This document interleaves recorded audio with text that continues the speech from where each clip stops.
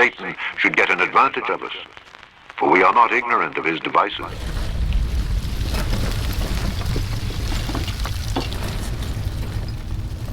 You go around 24 hours a day with biometric sensors on or inside your body, and they constantly send information.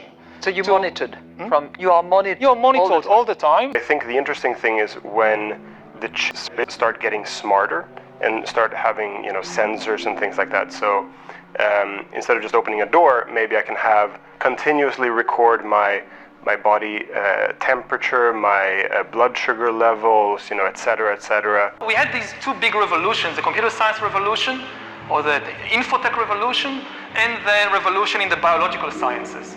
And they are still separate, but they are about to merge. They are merging around, I would say, the biometric sensor.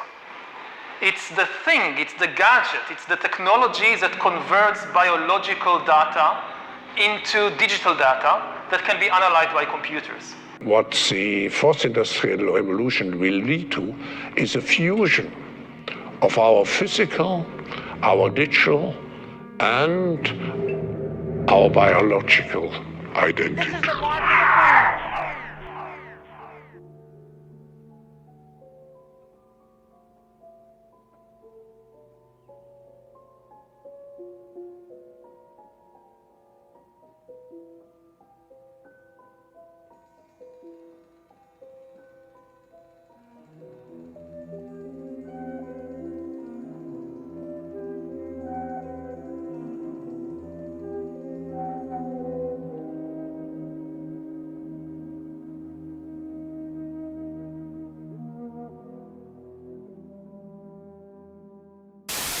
The Verichip Corporation, this is the company that makes the implantable human microchip, which is a device about twice as long as a grain of rice, so it's actually pretty big.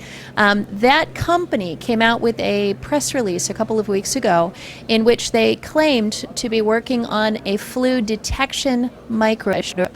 Now, according to their press release and what they're discussing, they would have an injectable form of the microchip, again, a glass encapsulated device, fairly big, not the size of a speck of dust. They could be injected into the body, and it would continuously monitor the person's blood. And if they were to detect the H1N1 virus or any other flu virus within the person's blood, then it would be possible, if you had a reader and held it right next to the person's body, to pick up the signal about that, indicating that they had detected H1N1. What we want to do is detect an infection as early as possible, before someone even spreads it to another person, to try to prevent that infection in the first place so that it never happens. But if it does, we detect and treat. And what we also might want to do is then make sure everybody else is protected. That dream now appears possible thanks to this tiny hydrogel biosensor. Placed under the skin, it measures what's going on at a tissue level. I want to move on to the microchip, which senses COVID in your body before symptoms and filters the virus from the blood before. It's being developed by the Pentagon. Your thoughts on this? Yeah, so, all the conspiracy theorists out there, right, who went around saying, hey, they're creating this microchip, and it's going to be inserted into your body, it's going to come with the knees, and all these folks in the media were like, oh, you people are crazy, there's no microchip. Then the Pentagon comes out and says, hey, actually, we have a microchip.